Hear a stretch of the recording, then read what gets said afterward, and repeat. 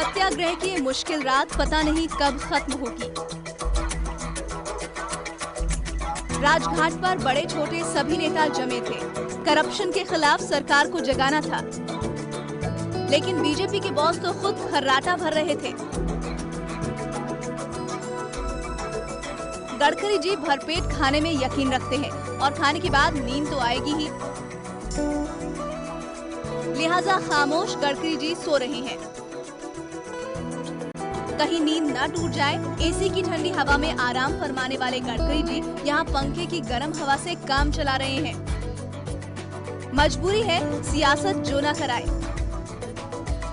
बाबा रामदेव को दिल्ली पुलिस ने टांग टूंग कर हरिद्वार पहुंचाया, तो बीजेपी सियासी ढोल पीटती राजघाट जा पहुंची।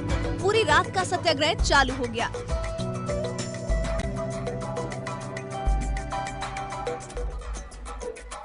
देखिए 40 डिग्री की गर्मी में बेचारे शाहनवाज हुसैन कैसे परेशान हो रहे हैं।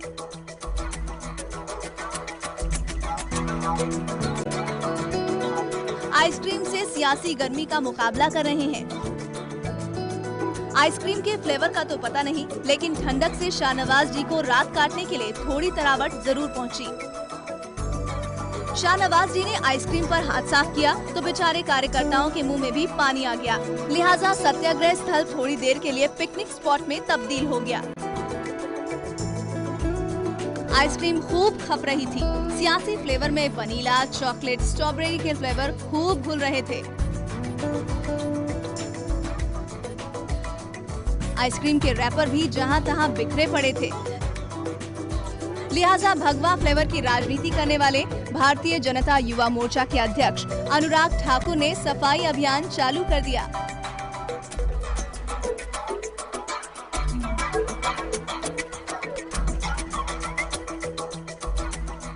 खा पीकर नींद झोंके मार रही थी। गडकरी जी से प्रेरणा लेकर छोटे बड़े नेताओं की पलकें भी भारी हो रही थी।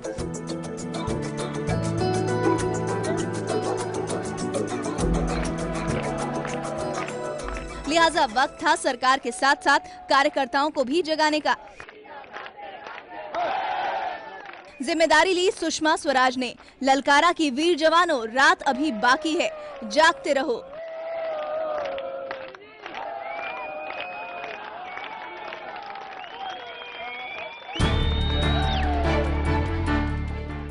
सियासी गर्मी में बीजेपी की आइसक्रीम पिघल रही थी, तो पार्टी के कुछ नेताओं से रात कटते नहीं कट रही थी।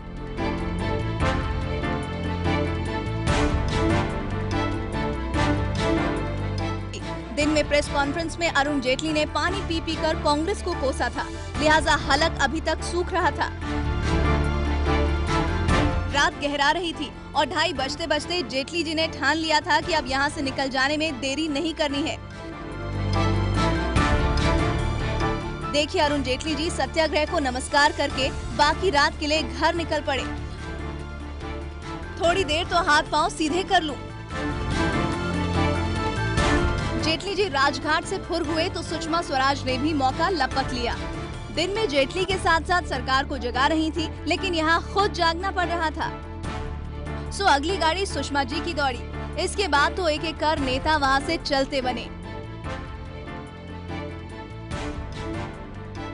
सत्याग्रह की रोशनी में प्रकाश जावड़ेकर भी चमक रहे थे, लेकिन क्या करें, एसी के बगैर नींद नहीं आती।